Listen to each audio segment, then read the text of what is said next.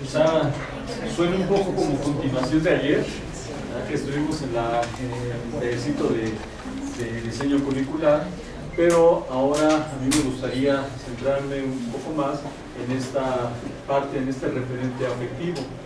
El referente afectivo es un aspecto sumamente importante en el trabajo de aula. Sin embargo, es un aspecto que se trabaja poco, se toma en cuenta poco. Y pareciera que entre más alto es el nivel académico, menos tiene que ver la cuestión de afectos y la cuestión de valores. Me tocó dar una plática hace como 2 años en el Instituto Nacional de Salud Pública. Son muchos doctores de muchas cosas y a ellos los invitan o los obligan, no sé cuál sea la palabra, a dar clase en la licenciatura y en el posgrado que ellos manejan. Entonces, en la plática precisamente decía que hay cuestiones de afectos, de emociones, de sentimientos que se ponen en juego en una situación determinada, muchas veces provocada por uno mismo. Y les decía que era importante que uno atendiera esas cuestiones en aula.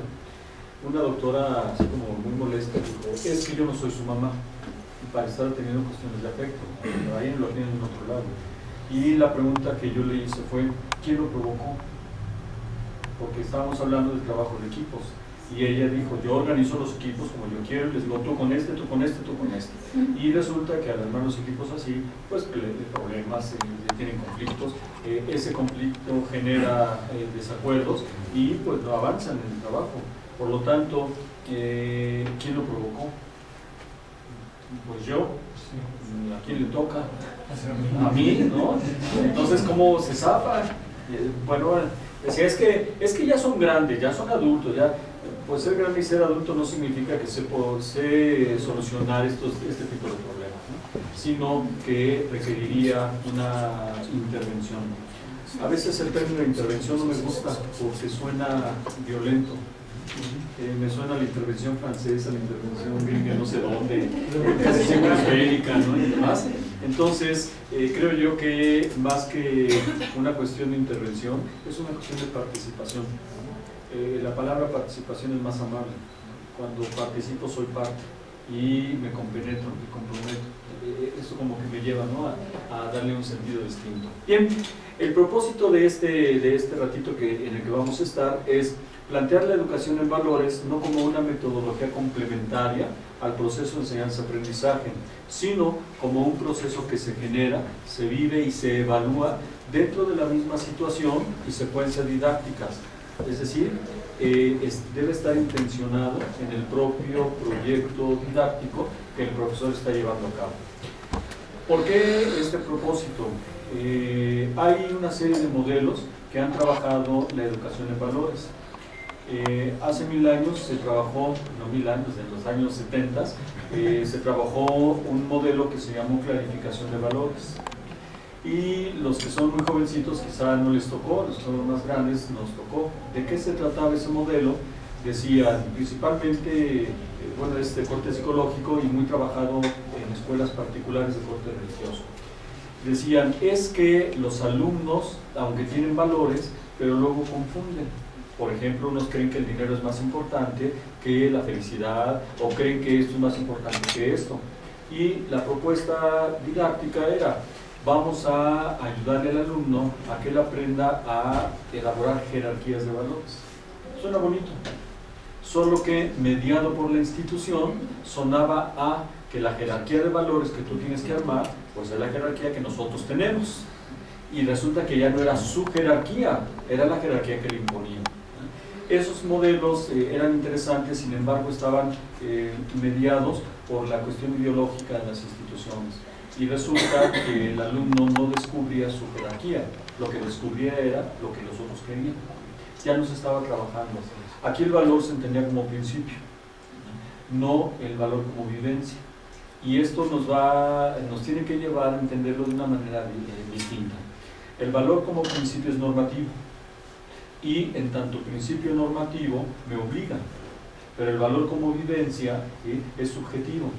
Y en tanto subjetivo me orienta, y es diferente que me dirija a que me oriente, ¿no? porque la situación es la que cambia. En este sentido, luego vino otra metodología que seguro la conocen ustedes, que se llama el método de los dilemas de Solver. Muy interesante. El problema que yo le encuentro a este método de los dilemas es que requiere apartados de tiempo específicos para que el profesor pueda trabajar los dilemas. Y sucede mucho como acontece en las instituciones religiosas, educativas religiosas, donde hay una clase de formación humanista o hay una clase de valores, ¿no? O bueno, luego clases engañadas de valores que son catecismo, cosas así. Entonces, ¿cuál es el problema? Cuando los valores se separan de la situación y se toman como objeto de estudio y de reflexión, es interesante, pero ya no están encarnados, se convierten en contenido. Y un valor convertido en contenido se trabaja como contenido. Peor, si es una materia que tiene créditos, que tiene calificación, en tanto contenido y calificación ya le quita la esencia del valor en sí mismo, sino se convierte en un contenido que es calificable. ¿Y tú sabes lo que hace el alumno con la calificación? ¿Qué busca? 10. Por lo tanto, no me importa tu clase, ni los valores, ni nada. Lo que me importa es tener mi calificación y, si se puede, 10. O sea, ya la calificación media. Por eso, un poco la propuesta que vamos a estar trabajando aquí es que los valores, en tanto fines de la educación, no son calificables. ¡Ay, qué problema! Porque ya ves que en las rubricotas esas gigantescas que te piden ahora, hay un apartado específico de valores, actitudes, bla, bla, bla, donde te dicen todo lo que van a hacer y tienes que poner puntajes. Pero ya no los calificamos, les ponemos letras. Bueno, yo también cursé en el colegio de bachilleres en el tiempo en el que se calificaba con letras, y el MB significaba 10, ¿verdad? Y el S significaba 6, ¿verdad? Y el NA significaba reprobado, ¿verdad? La misma gata, pero con nombres diferentes. Entonces, ¿cuál es el problema? El problema es que en tanto el valor se hace contenido y se mete en la estructura institucional como asignatura, pierde su encanto. Por eso esos espacios donde se trabajan los valores como asignaturas ya no nos ayudan para la vivencia de los mismos. Quizá hay mucha reflexión, pero se media.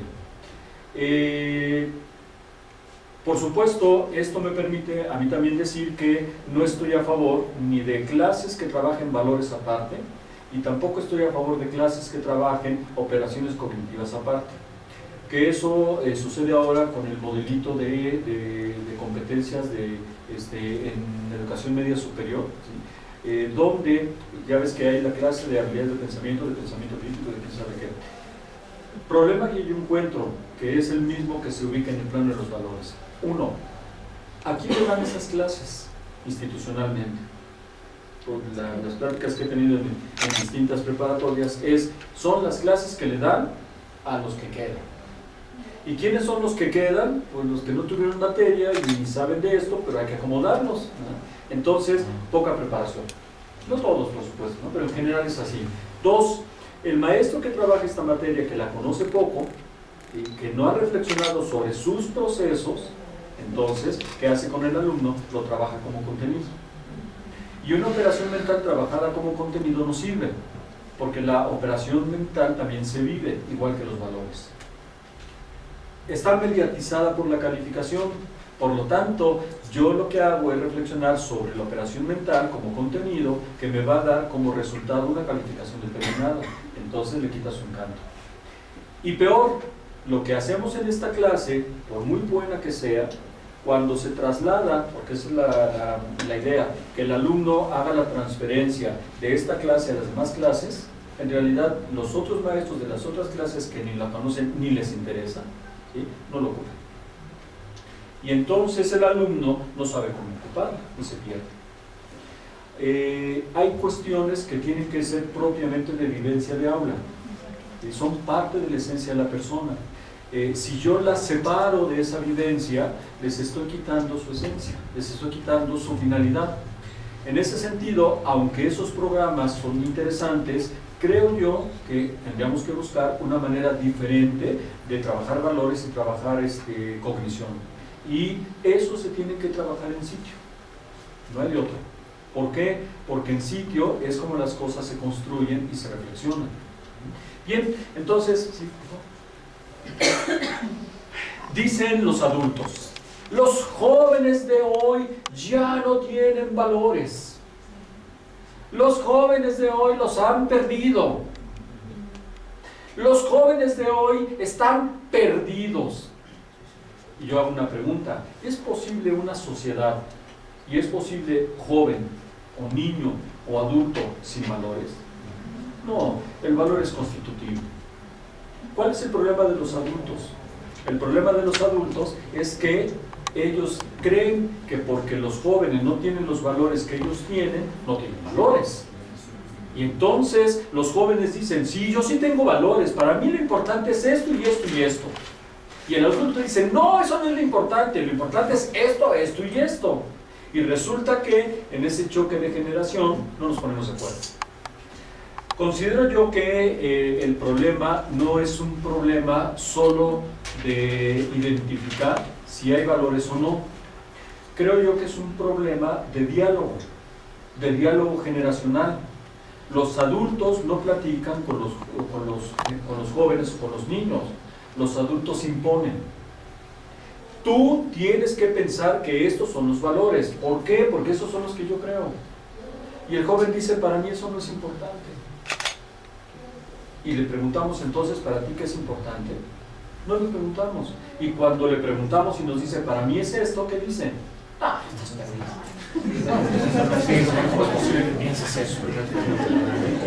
Oye, es que para ellos eso es el valor. Bien.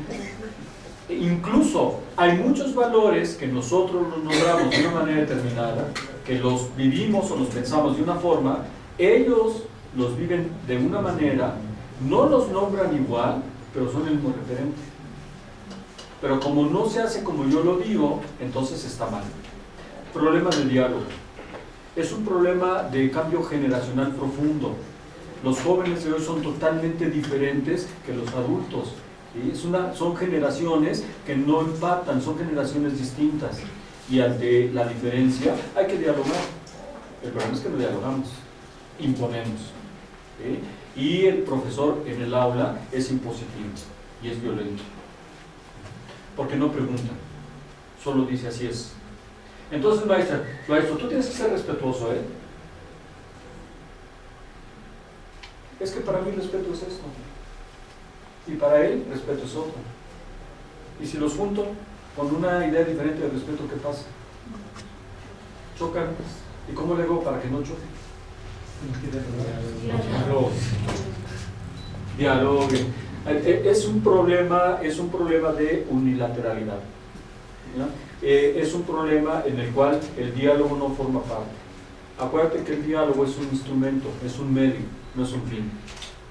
Y es un medio que nos sirve a nosotros, ¿para qué? Para acordar, para negociar, ¿sí? Nos sirve para convivir, etc. Entonces, este choque generacional creo que es muy importante. Si yo trabajo lo afectivo en el aula desde mi referente y me cierro al referente del alumno, muy complicado, porque solo impongo. Peor, si yo trabajo con el referente, impongo mi referente a partir del discurso y le digo al alumno, no, tú tienes que pensar así, tú tienes que sentir así, eso que estás sintiendo es así, así, así, así. ¿Qué hace el alumno? Se cierra. ¿Sí? O se cierra. Y entonces ya no es oportunidad formativa, es una imposición de parte del adulto hacia el joven, y entonces el joven ya no le hace caso. Y eso está sucediendo hoy. ¿Sí? Con los papás, con las autoridades, con los sacerdotes, con todo lo que implique adulto autoridad, ¿sí? El muchacho se cierra. ¿Por qué? Porque no siente diálogo, siente imposición.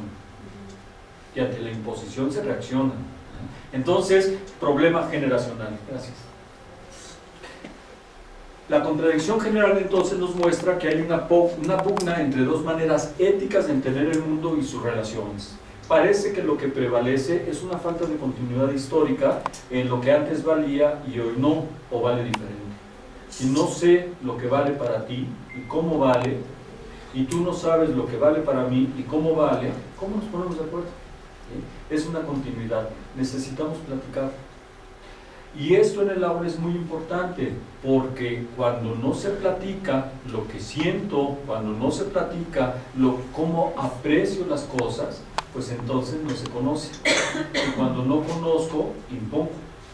Y la imposición es uno de los grandes males que tenemos en la educación. Y acuérdate que el maestro tiene la lista. Yo a veces digo, gracias a Dios que tengo lista, ¿verdad? Pero bueno. Les decimos ahora en la UNAM, aquí hay alumnos que están estudiando en la UNAM. Es que fíjense que hoy la UNAM quitó del reglamento eso del 80% de asistencias. Hace casi 2 años. Nada es perfecto. Sí, nada es perfecto. Y entonces, si el alumno sabe que por reglamento ya no cuenta el 80% de asistencia, sino va cuando quiere, ¿qué va a pasar? ¿Cuál es el privilegio? Que no tengo que ir a las clases, solo entrego. O sea, con entregar es suficiente. Es una manera. Pero ¿La oportunidad del maestro cuál es? debe entregarse en tiempo y forma un trabajo. Bueno, pero eso es diferente. Pero yo te lo puedo entregar en tiempo y forma, pero nunca voy a tus clases. Y no me puede reprobar. Por eso, pero yo te pido el trabajo, me lo entregues. Sí, claro. Yo llego el lunes a las 8 de la mañana, te ahí está tu trabajo y me voy. Y no asisto todo el semestre. No me puede reprobar. Sí, porque yo dije que fue a las 7 de la mañana, no a las 8. Sí, claro, vuelve a inventar cosas, ¿no? Parece que habrá estrategias, sí, pero eso es escandaliza. Sí, claro, sí, claro. Pero la obligación de la asistencia, ¿sí? Lo que hace es imponer que los jóvenes estén a fuerza. El reto es cómo le hago, profesor, sin tener la obligación de que el alumno esté, para que esté. Eso es un problema, es un problema, y más en la universidad, que somos muy cuadrados. Es reto pedagógico. Sí, por eso lo hablo en querido, ni siquiera lo digan, porque si no tenemos problemas, yo no voy a tener alumnos. ¿Cómo le hago para...? Y eso implica mucho diálogo, eso implica que nos relacionemos, eso implica que cambien manera, que cambien las estrategias, eso implica muchas cosas. Bueno, los que están en escuelas que obligan a los alumnos a estar en sus salones, yo conozco escuelas en las cuales el alumno no puede moverse, no puede salir, no puede respirar, el maestro no puede hacer jueguitos, no puede mover vaca, no puede mover sillas, porque están los supervisores, capataces, policías, no sé cómo le llamen,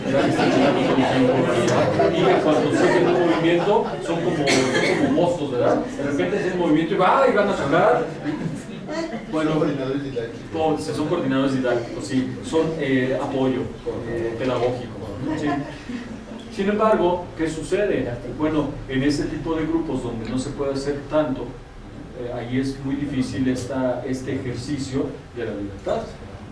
Más bien ahí el reto es cómo le hago para mantenerlos a fuerza, pero que se sientan parte. Y es lo que hacemos en muchas escuelas. ¿Cómo le hago para que todos, teniendo que estar, estén a gusto, estén felices? El diálogo es muy importante. Esa es la bandera que tenemos aquí. Entonces, ambas generaciones, de acuerdo a su contexto histórico y formación, tienen valores semejantes. El respeto sigue siendo respeto, nada más que lo definimos distinto. La tolerancia sigue siendo tolerancia, solo que la definimos distinto. El ser honesto sigue siendo lo mismo, solo que lo entendemos distinto. Hay que ponernos de acuerdo. Y ese ponerse de acuerdo implica que al decir así es, entonces convivamos. Porque la finalidad de la identificación de los valores y de la vivencia del mismo, ¿sí?, no solo es para que me enriquezca intelectualmente, es para vivir. Y la vivencia con el otro implica convivencia, ¿sí? Y esa convivencia me tiene que llevar a estar feliz, a estar bien, pero poniéndonos de acuerdo. Por eso tan importante que cuando yo trabajo valores, necesito definirlos junto con el alumno. ¿Por qué? Porque eso nos permite acordar. Algunas personas juzgan mucho esto porque consideran que los valores tienen que ser absolutos y además las definiciones de los valores tienen que ser absolutas e impuestas. Sin embargo, eso es un problema porque los valores tienen sus dos ingredientes, no tienen su ingrediente de absoluto y tienen su ingrediente relativo. El valor, en tanto se hace vivencia, se relativiza. Esa vivencia orienta las acciones, orienta la conducta, pero el valor tiene una esencia en sí mismo. ¿Qué hacemos cuando platicamos sobre el valor? Nos ponemos de acuerdo, pero no a partir de lo que cada quien siente, sino de lo que estamos acordando, de la esencia misma de lo que se está produciendo. Entonces, qué importante es que definamos junto con el alumno qué entendemos por respeto, porque el maestro impone y dice: a partir de mañana todos van a ser honestos. Honesto significa que no busques en internet, que no copies nada, que no esto, que no esto, que no esto. ¿Es un valor? No, es un conjunto de prohibiciones. Bien, ¿qué es ser honesto? ¿Qué es ser honesto de veras? ¿Auténtico? Honestamente no sé. O sea, me está diciendo... ¿Ah? Eso es lo que es la famosa ética mínima de la ética postmoderna. Sí, es una cuestión no de simplificarla, sino es una cuestión de bajarla de la esfera del abstracto, ¿sí?, para llevarla a lo concreto de la vivencia. No una vivencia solo sentida y subjetiva en este plano de irracional, sino una vivencia sentida y consciente, donde se nombra, ¿no?, donde se puede definir, y la definición marca el camino. Entonces, en ese sentido, es como está ubicado el planteamiento. Bien, es un problema entonces de relación generacional, es un problema de diálogo y de acuerdo, y es un problema de intersubjetividad. Hay un psicólogo cubano, se llama Fernando González Rey, ojalá y lo pudieran consultar en internet, en la revista Redalí. Él tiene un texto que se llama La afectividad como subjetividad. Es muy interesante porque es una visión distinta, psicológica, mucho más actualizada. La afectividad desde la subjetividad. Y él lo que plantea es que la subjetividad necesariamente implica afecto y cognición, las dos cosas, no separadas, siempre interrelacionadas. Pero el afecto lo que implica es una relación entre motivos, necesidades y emociones. Y los motivos no son las necesidades, ¿sí? Yo puedo querer algo y puedo necesitar algo distinto. Entonces tengo que aprender a identificar lo que quiero con lo que necesito. Y la necesidad no se entiende como carencia, porque acuérdate que la necesidad como carencia hace que la gente extienda su manita. ¿Y qué espera? Que alguien solucione su carencia. Aquí la necesidad es entendida como reto, como oportunidad, ¿sí? Es la oportunidad que tengo yo de poder cubrir esto que en este momento me hace falta. Y esto implica una forma de relación distinta con el otro, porque cuando es carencia, estoy supeditado a lo que el otro me dé. Cuando es oportunidad, me muevo y muevo al otro. Entonces, el motivo me permite identificar mis intenciones, pero la necesidad me permite identificar lo que soy y lo que estoy buscando. Sin embargo, esto está cargado de emoción. Y la emoción tiene tres componentes, que es un componente propiamente fisiológico y también es un componente informacional y de creencia. ¿Sí? Si yo creo que algo me da miedo y además tengo la información desde mi experiencia que me ha pasado esto y esto y esto, cuando acontece tal, ¿qué hago? Reacciono. ¿Sí? Reacciono, mi cuerpo da respuesta, pero la emoción no es el sentimiento. La emoción es una respuesta del cuerpo, ¿sí?, del ser. El cuerpo no solo es lo fisiológico, el cuerpo implica la unidad, es una respuesta del ser a lo que sucede en el entorno. Pero cuando identifico lo que estoy sintiendo y digo, lo que estoy sintiendo es esto, al identificarlo lo estoy direccionando. Sentimiento implica sentido de la emoción. Cuando lo siento, no sé lo que siento y no sé para dónde voy. Cuando lo identifico, entonces sé lo que siento y sé hacia dónde estoy conduciendo. Y puedo frenarlo si me hace daño. O puedo alentarlo si me hace bien. O al contrario, puedo alentarlo aunque me haga mal. Porque hay de todo en este mundo, entonces hay a quien le gusta sufrir, hay a quien le gusta gozar, todo depende, ¿verdad? Pero esa es la parte afectiva. Y el sentimiento identificado que está orientado, ¿sí?, produce afecto. El afecto siempre está en relación con otro, el sentimiento no, ¿sí? El afecto está en la relación con los otros, por lo tanto, mis relaciones de afecto implican mis sentimientos e implican mis emociones. Esto me está ayudando a poder ubicar la dirección que yo construyo en relación con las otras personas, y entonces me lleva a conducir. ¿Dónde están los valores? Los valores permean esa relación. ¿Cuándo? Cuando hay conciencia. Fíjate, esta es la oportunidad didáctica que nosotros tenemos. ¿Cómo hago para que desde lo afectivo el alumno pueda relacionar los valores? Y entonces eso les quita su jerarquía máxima, ¿no?, de norma, de concepto, y lo baja al terreno de la vivencia. ¿Cómo descubro ante lo que siento los valores como aprecio que se están poniendo en juego? Y es donde nosotros estamos trabajando desde el ámbito de la didáctica. Ahorita avanzamos. Entonces, ¿cuál es la relación que se establece entre valores y escuela? Los valores, ayer les comentaba, a mí no me gusta cuando son transversales, porque el problema de la transversalidad es que en principio se entiende como un contenido impuesto. El mes del respeto, ¿te acuerdas? El mes de la honestidad, el mes de la flexibilidad. Ahora en la UNAM, tienen casi un año que están esos, ¿no? Y cuando entramos al estacionamiento está ahí la plaquita que dice valor del mes, quién sabe cuál, y abajo viene una pequeña definición. Cuando cruzas el estacionamiento y vas caminando ya se te olvidó, entonces ya no sabemos cómo. A lo que voy es a lo siguiente: estos modelos transversales fincados en contenido, es decir, el valor definido solo como definición, no como vivencia, pues es un problema. Porque en el ámbito propiamente didáctico ha producido que los profesores se nieguen a trabajarlos. Y con justa razón, porque no lo hemos entendido.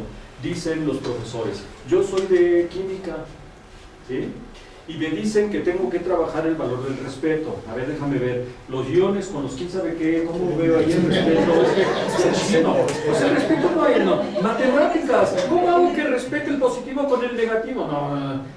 Es que el maestro está acostumbrado a pensarlo disciplinariamente. El problema es que los valores no están en los contenidos. Los valores están en las relaciones que se establecen entre las personas. Y cuando a mí me piden que trabaje el valor de la democracia, ¿sí?, no es para que mi materia y el contenido de mi materia lo trate de encontrar, sino cómo hago para que el ejercicio de las relaciones interpersonales y con el profesor que sea en el salón de clase sea democrática, ¿sí?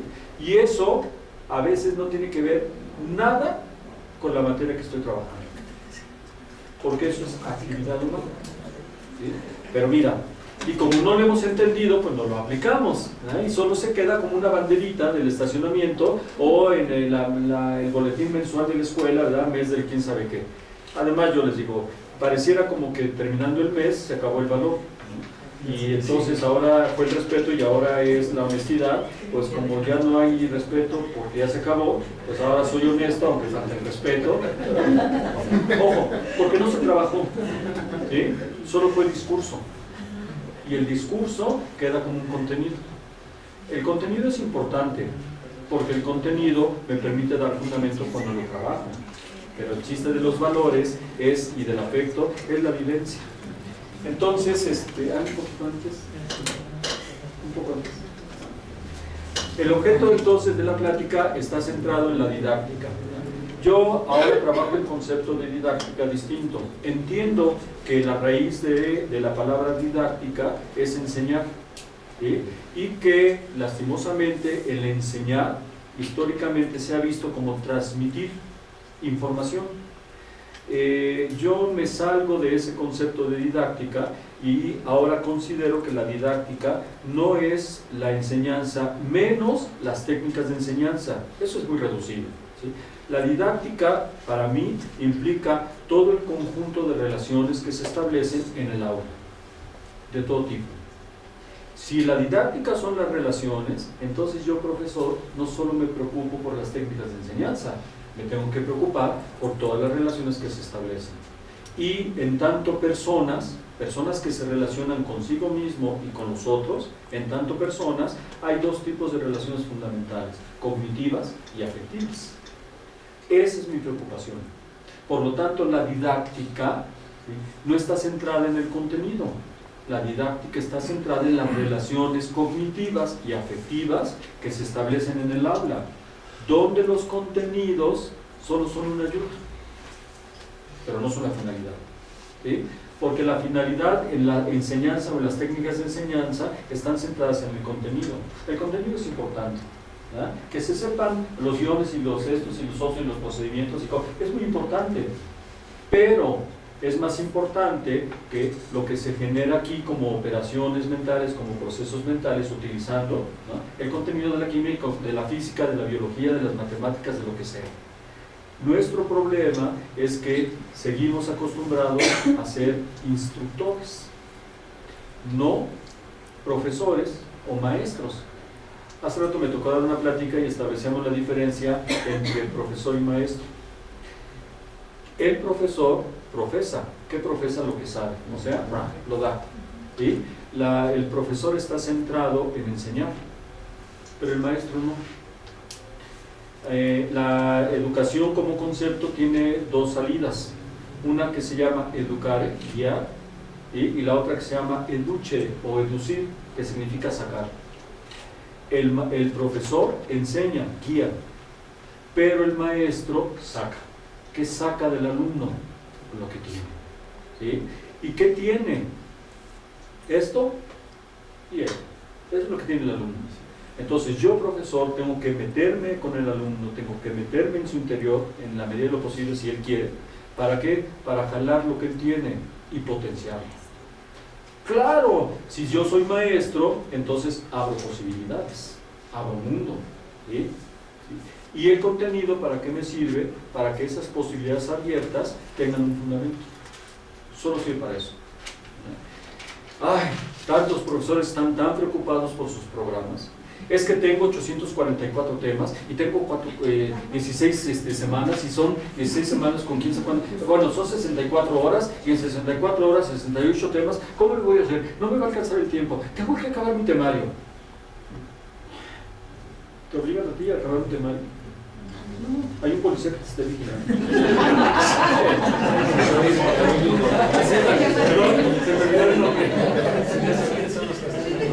Es una histeria que uno mismo se ha generado como profesor, ¿verdad? Es, tengo que acabar mi programa. Y yo les digo, no hay obligación de acabar un programa. Cuando uno pasa de un sistema a otro, por ejemplo, de semestre a cuatrimestre, incluso de cuatrimestre a trimestre, uno aprende como profesor que dar mucha información no es necesario. Uno como profesor tiene que aprender a discriminar y tiene que aprender a valorar lo importante. Lo importante es lo que hay que trabajar, ¿sí? No las ramas. Lo importante es el arco y sus raíces. Las ramas están en internet, ¿no? O sea, ahí el alumno busca tantas cosas, pero yo, si tengo 16 semanas y tengo un temario gigantesco, ¿dónde está lo importante? Esa es mi capacidad de discernimiento. ¿Cuándo lo puedo hacer? Cuando conozco la materia. Si no la conozco, y me sé mi librito, ¿verdad?, o me sé mis apuntes, no lo puedo hacer. Y entonces no importa que las clases sean en 2 meses, no me importa, lo esencial es lo que vale, lo demás en internet. Maestra, el contenido es importante, pero el contenido tiene su lugar, es un medio nada más. Es un medio que desarrolla las operaciones mentales, lo cognitivo, y que propicia también el desarrollo de lo afectivo. En ese terreno es como yo entiendo la didáctica. Por eso es tan importante considerar que la didáctica son las relaciones interpersonales y grupales que se establecen en ese espacio. No solo espacio físico, también un espacio simbólico. Porque cuando tú sales del aula y vas a tu casa y piensas en tus compañeros de clase, ¿sí?, no los estás pensando fuera del aula, ¿sí? La mente recrea simbólicamente ese espacio, recuerda las relaciones y sobre eso va pensando lo que está sucediendo ahí. Eso nos pasa, ¿eh? Decía en una clase que tomé que el único momento donde nosotros estamos solos en físico es en el baño. Bueno, si no hay metiches, ¿no? Pero cuando tú vas al baño vas solito. No hay más. Es el único espacio. Hay puerta, te cierras y tú solito. Sí, pero aquí nunca estás solito. Es decir, los referentes de los espacios siempre te acompañan. Y en los espacios siempre están los otros. Y con los otros siempre hay relaciones. Y siempre estás pensando en las relaciones que estableces con los demás. Y siempre las relaciones implican muchos juegos. Y las relaciones con juego implica poder. Y no es un poder político, es un poder de posibilidad. ¿Cómo le hago? Ay, es que esta maestra me dijo tal cosa y a mí no me pareció, pero ahora que la vea, ¿qué le voy a decir? Le voy a decir esto, y estoy en el baño. ¿No? ¿Te acuerdas que no he salido? ¿No? La puerta cerrada. Muy bien. Entonces, que reflexionemos sobre la relación entre didáctica y valores a partir de esta concepción. Didáctica como relaciones y valores como vivencia. Y esos valores que se ponen en juego en tanto las vinculaciones que se establecen entre estos actores. Primero, desaprender para aprender. ¿Verdad? Desaprender para aprender. Uno, el profesor no es el que dictamina. El profesor no tiene toda la razón. El profesor es igual que los otros, solo que conoce un poco más sobre un tema. Pero hay alumnos que tienen más experiencia de vida que nosotros. Hay alumnos que tienen una capacidad de poder mirar lo que los otros son mejor que nosotros. ¿Sí? El maestro conoce sus temas. Eso es lo que lo hace saber, sus temas. Pero el maestro no lo sabe todo. Entonces hay que descentrarnos como los sabios. Es más, somos sabios en lo que nosotros sabemos. Pero si el alumno se mete a internet, y a mí me pasa, de repente digo una palabra y los veo en sus celulares, buscando en internet, la palabra. Yo la digo de una manera y me dicen, bueno, es que aquí dice esto, y aquí dice esto, y aquí, ay Dios mío, ¿cómo le hago ahora para acomodar lo que dije? Entonces tengo que estar buscando cómo relaciono, cómo justifico, etc. Ellos tienen el acceso rápido a la información y eso me descentra, ya no soy el sabio. Perdón, ¿qué es un sabio? El que sabe. ¿Hay diferencia entre aprender, saber y conocer? Sí. Sí. El aprendizaje viene así. Cuando yo aprendo, ¿sí? Aprender es sujetar. Entonces, cuando yo aprendo, voy a la casa de algo y cuando lo cazo, es como las serpientes, ¿no? Abre la boca, atrapan la presa y la jalan y la van metiendo. Entonces, aprender es eso. Pero aprender no es saber. Para que yo sepa qué necesito. Es un proceso de reflexión donde yo establezco relaciones entre esto que estoy conociendo con lo que ya conocía, establezco nuevas maneras, nuevas ideas, y eso significa que lo domino. ¿Sí? El saber es dominio de no un contenido, sino de muchos contenidos multirelacionados. Por lo tanto, el maestro sabe, depende. Porque a veces se sabe la materia lineal, pero no se sabe la materia en complejo. Se sabe su libro, o lo ha pensado así, pero nunca lo ha pensado así. Y entonces el alumno, cuando encuentra información, se da cuenta que lo lineal del maestro puede tener movimiento. Y cuando le dice al maestro, es que esto, maestro, yo pienso que es por acá o por acá, y me pone en crisis. Me saca de mi orden. Pero es que eso significa que no sé. Solo que he aprendido. Bien, y conocer, el conocer implica el saber, implica el aprender, pero el conocer es una respuesta que yo doy a lo que sucede en mí y en los otros.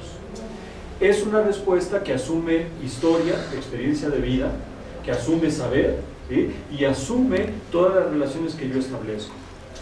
Por eso decimos, los grandes conocedores no son los que saben mucho.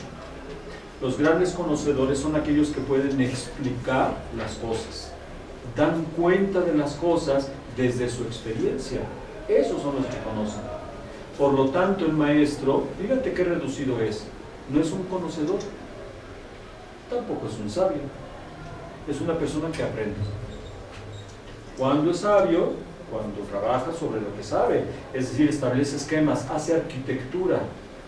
El otro día me tocó dar una plática con ingenieros y arquitectos, y en una teoría que yo trabajo se le llaman arquitectura mental.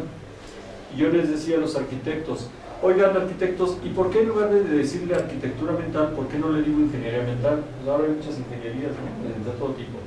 Y claro, el arquitecto se enoja, ya es que no le gusta que lo confundan con un ingeniero, y entonces dicen, no, es que la arquitectura es estructura, espacios, ¿sí? Coordinación, armonía, guau, guau, guau.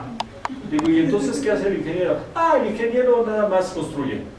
O sea, él ve los cimientos y la obra, ¿no? Nada más. Claro, en ese sentido, la arquitectura implicaría precisamente el pensamiento complejo. ¿Sí? El ingenio, la forma como relaciono, como establezco nexos, vinculaciones, cómo voy generando nuevas cosas. Eso es lo que implica el saber. Y el saber, por lo tanto, nos obliga no solo a saber nuestra materia, a conocer las otras materias. Ah, qué problema. Porque científicamente estamos acostumbrados a trabajar en guetos. Es el gueto, el monopolio de la química, el de la física, el de las matemáticas, el de las sociales, el de la historia, el de esto y el de esto y el de esto y el de esto. Ah, sí, y el de la salud. Siempre dicen, al final. Bien, no nos relacionamos con los otros disciplinariamente.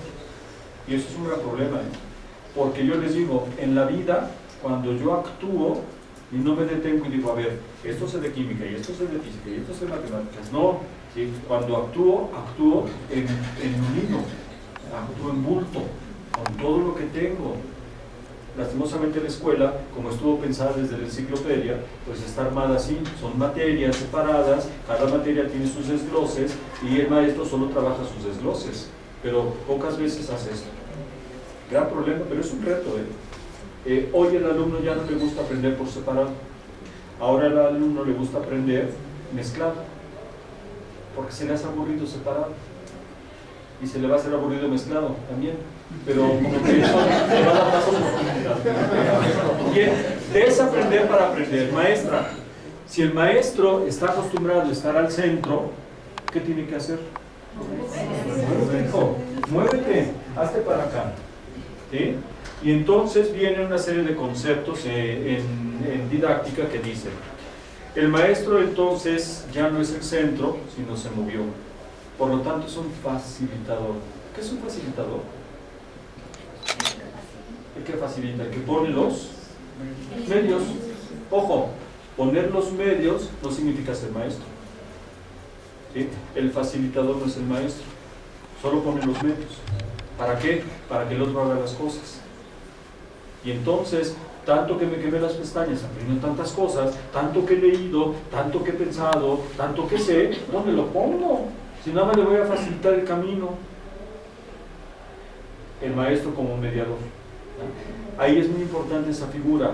El mediador tiene distintos conceptos. Uno, puente. ¿Un puente para qué sirve?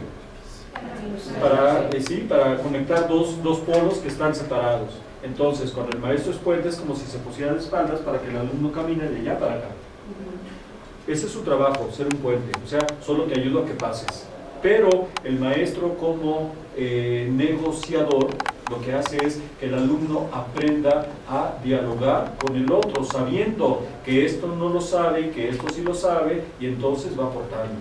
Pero el maestro como traductor, ¿sí? Es un maestro que está mediando desde sí lo que el alumno conoce de los autores. ¿Para qué? Para que después me quiten a mí y entonces ellos tengan su contacto. Es un maestro, el traductor es un maestro que está ubicado en el contexto. Es un maestro comprensivo. Y la comprensión es esa, es cómo entiendo algo dentro de su contexto para darle sentido. Fíjate, desde este punto me tengo que quitar del centro. Quitarme del centro implica que ya no hable.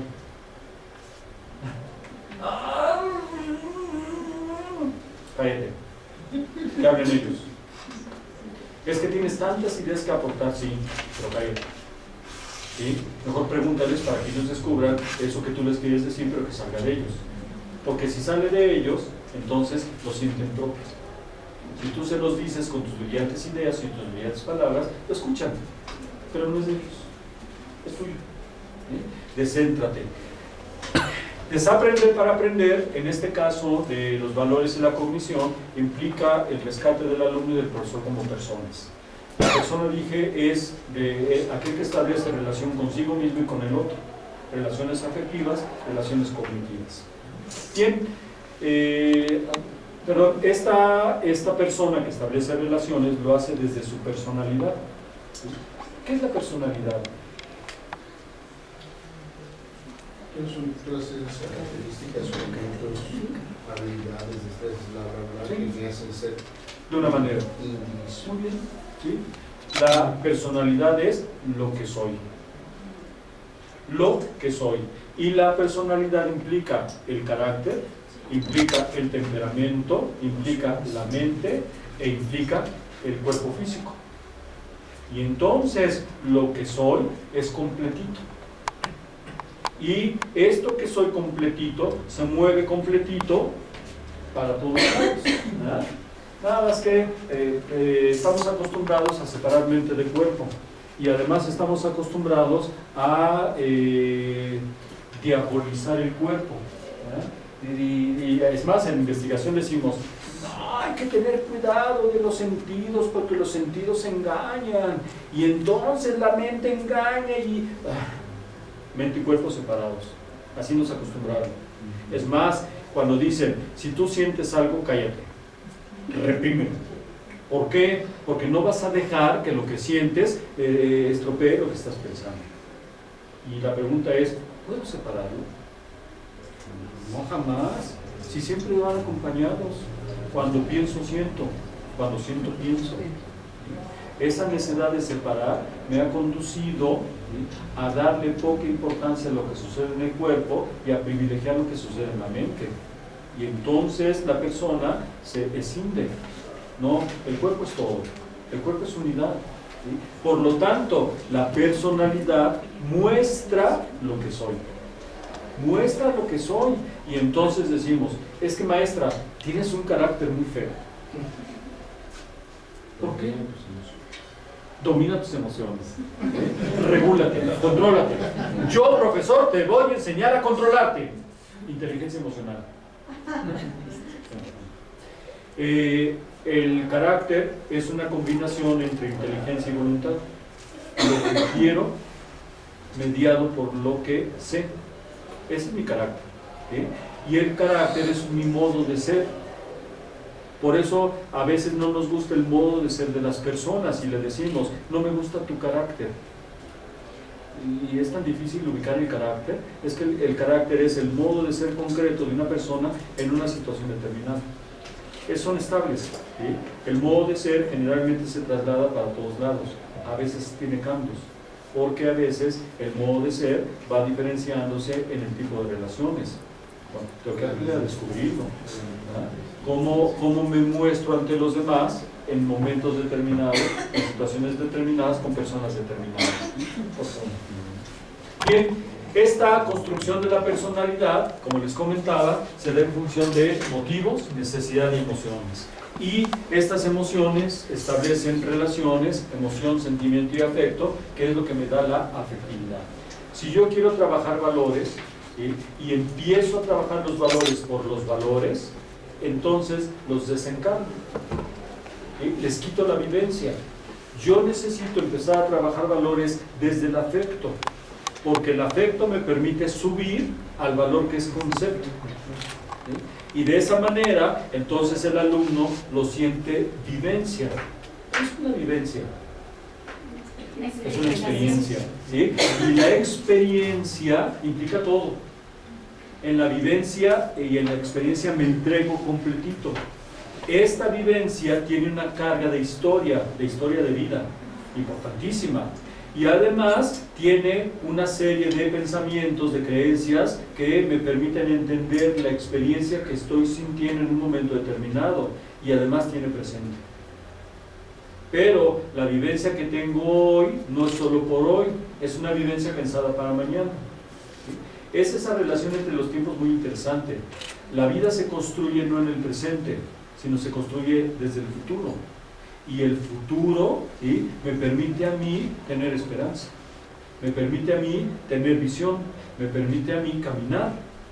Claro, para que lo haga necesito presente. Pero el soporte es mi historia. Por eso la vivencia es tan importante. Y la vivencia es la experiencia. Y el maestrito trabaja los valores desde el concepto. Y entonces la vivencia y la experiencia del alumno, ¿dónde la recuperas? Y lo que sintió, y qué sintió, y cómo se sintió, ¿dónde está? Es que el valor lo trabajo en el abstracto. Por eso el planteamiento es, desde lo afectivo, desde la vivencia, desde la experiencia, necesito recuperarlo. ¿Para qué? Para que pueda ayudar al alumno a que dé el salto al concepto. Esto que estás sintiendo, esta manera como te comportaste con el otro, implica esta actitud, y esta actitud está trabajando este valor. Entonces el valor no se siente alejado, el valor es parte de la vivencia, por eso el valor se vive, ¿sí? El valor es contenido.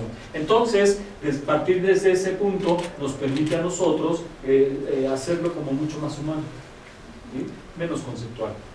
Por favor.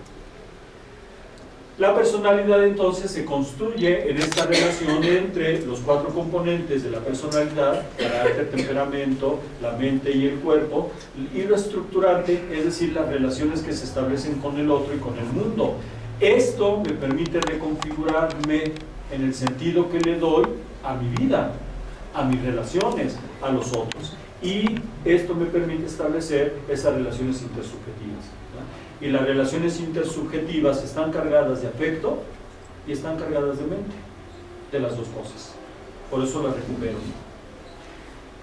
Por lo tanto, la personalidad integra cognición, afectividad, motivos, necesidades, emociones en esas relaciones que establecemos con el otro. Las relaciones subjetivas tienen sus referentes en la cognición